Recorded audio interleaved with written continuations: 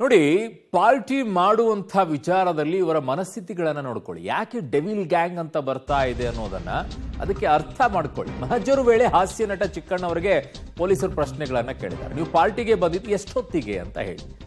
ಎಷ್ಟೊತ್ತಿಗೆ ನೀವು ಪಾರ್ಟಿಯಿಂದ ವಾಪಸ್ ಹೋಗಿದ್ದು ಯಾವಾಗ? ದಟ್ಸ್ ವೆರಿ ಇಂಪಾರ್ಟೆಂಟ್ ಕ್ವಶನ್ಸ್ ಅವೆಲ್ಲವೂ ಕೂಡ. ಪಾರ್ಟಿ ಮಾಡುವಾಗ ನಟನ್ ದರ್ಶನ್ ಜೊತೆಗೆ ಯಾರ್ಯಾರಿದ್ರು? ಪಬ್ನಿಂದ ಹಿಂತಿರುಗುವಂತ ಸಂದರ್ಭದಲ್ಲಿ ದರ್ಶನ್ ಜೊತೆಗೆ ಯಾರ್ಯಾರು ಹೋದ್ರು? ವಿನಯ್ ಎಷ್ಟು ಗಂಟೆಗೆ ಪಬ್ಗೆ ಬಂದ್ರು? ವೆರಿ ಕ್ರೂಷಿಯಲ್ ಇವೆಲ್ಲ ಅಂಶಗಳು ತನಿಖಾ ದೃಷ್ಟಿಯಿಂದ. ರೇಣುಕಾಸ್ವಾಮಿಯ ವಿಚಾರ ನಿಮಗೆ ಗೊತ್ತಿರ್ಲಿಲ್ವಾ ಅಂತ ಪ್ರಶ್ನೆಯನ್ನ ಮಾಡಿದ್ದಾರೆ ಮಹಜರು ವೇಳೆ. ಯಾಕೆ ಎಲ್ಲ ಪ್ರಶ್ನೆಗಳನ್ನ ಮಾಡ್ತಾರೆ ಅಂತಂದ್ರೆ, ಪಬ್ನಲ್ಲಿ ಪಾರ್ಟಿ ನಡೀತಾ ಇದೆ ಅನ್ನುವಂಥದ್ದಾದ್ರೆ ಎಷ್ಟು ಗಂಟೆಗೆ ಪಬ್ನಿಂದ ಆಚೆ ಹೋದ್ರು? ಈ ಪಾರ್ಟಿಯಿಂದ ಬಂದಿದ್ದು ಎಷ್ಟೊತ್ತಿಗೆ? ಕಾರಣ ಕೊಲೆ ಎಷ್ಟು ಗಂಟೆಗೆ ನಡೆದಿದೆ ಅನ್ನುವಂಥ ಘಟನೆ ಇದೆಯಲ್ಲ, ಅವನು ಸಾವನ್ನಪ್ಪಿರುವಂಥ ಸಮಯವನ್ನ ಕೂಡ ನೋಡ್ತಾರೆ.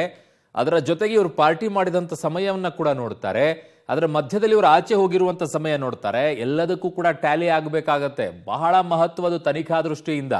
ಹಾಗಾಗಿ ಚಿಕ್ಕಣ್ಣ ಅವರ ಹೇಳಿಕೆ ಮತ್ತು ಅಲ್ಲಿರುವಂಥ CCTV ಫುಟೇಜ್ ಬಹಳ ಮಹತ್ವದ್ದು. ನನ್ನ ಸಹೋದ್ಯೋಗಿ ಈಗ ಉಮೇಶ್ ನನ್ನ ಸಂಪರ್ಕಕ್ಕೆ ಸಿಗ್ತಾ ಇದ್ದಾರೆ ಕ್ರೈಮ್ ಬ್ಯೂರೋಯಿಂದ. ಉಮೇಶ್, ಏನೆಲ್ಲ ಪ್ರಶ್ನೆಗಳನ್ನ ಕೇಳಿದ್ದಾರೆ? ಈ ಪ್ರಶ್ನೆಗಳು ತನಿಖಾ ದೃಷ್ಟಿಯಿಂದ ಅತ್ಯಂತ ಮಹತ್ವ ಪಡ್ಕೊಳ್ಳುತ್ತೆ. ಅದರ ಜೊತೆಗೆ ಚಿಕ್ಕಣ್ಣ ಸಾಕ್ಷ್ಯವಾಗಿ ಇದರಲ್ಲಿ ನಿಲ್ಲೋದ್ರಲ್ಲಿ ಬಹಳ ಮಹತ್ವದಾಗಿರುತ್ತೆ ಅಲ್ವಾ ಉಮೇಶ್?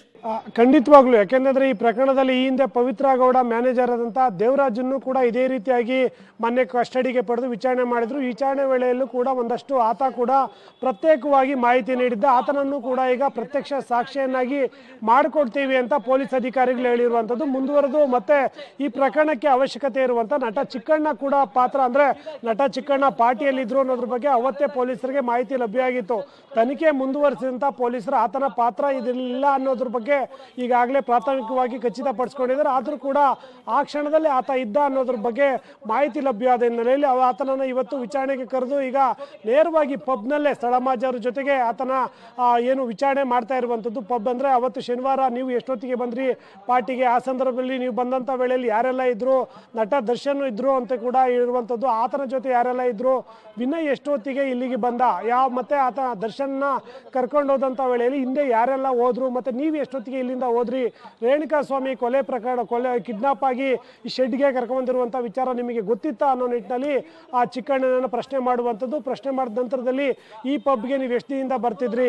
ಮತ್ತೆ ಈ ಹಿಂದೆ ಎಲ್ಲ ಈ ರೀತಿ ಏನಾದರೂ ಘಟನೆಗಳು ನಡೆದಿದ್ವಾ ಅನ್ನೋದ್ರ ಬಗ್ಗೆ ಕೂಡ ಪ್ರಶ್ನೆಗಳನ್ನು ಕೇಳುವಂಥದ್ದು. ಈ ಎಲ್ಲ ಸ್ಥಳ ಮಜರು ಮತ್ತೆ ವಿಚಾರಣೆ ಎಲ್ಲವನ್ನೂ ಕೂಡ ಪೊಲೀಸರು ಎಲ್ಲ ಅಕ್ಕಪಕ್ಕದಲ್ಲಿ ಯಾವ ಚೇರ್ ಇದೆಯಾ ಅಥವಾ ಗೋಡೆ ಇದೆಯಾ, ಪಕ್ಕದಲ್ಲಿ ಯಾರಾದರೂ ಬೇರೆ ವ್ಯಕ್ತಿಗಳು ಕೂತಿದ್ರೆ ಎಲ್ಲವನ್ನೂ ಕೂಡ ಮೆನ್ಷನ್ ಮಾಡಿ ಆ ಸ್ಥಳ ಮಜರ್ ನಡೆಸಿದ ನಂತರದಲ್ಲಿ ಆ ಹೇಳಿಕೆಗಳನ್ನ ಮತ್ತೆ ಅವರ ಕೊಟ್ಟಂತ ಸ್ಟೇಟ್ಮೆಂಟ್ ಎಲ್ಲವನ್ನು ಕೂಡ ರೆಕಾರ್ಡ್ ಮಾಡ್ಕೊಳ್ಳುವಂಥದ್ದು. ರೆಕಾರ್ಡ್ ಮಾಡ್ಕೊಂಡ ನಂತರದಲ್ಲಿ ಈ ರೇಣುಕಾಸ್ವಾಮಿ ಕೊಲೆ ಪ್ರಕರಣದಲ್ಲಿ ಅದೆಲ್ಲ ಕೂಡ ಸಾಕ್ಷಿಯಾಗಿ ಉಳಿಯುತ್ತೆ. ಮತ್ತೆ ಇವರಿಗೆ ಶಿಕ್ಷೆ ಕೊಡುವ ನಿಟ್ಟಿನಲ್ಲಿ ಇದು ಕೂಡ ಪ್ರಬಲವಾಗಿ ಪೊಲೀಸರಿಗೆ ಸಹಾಯವಾಗುವಂಥದ್ದು.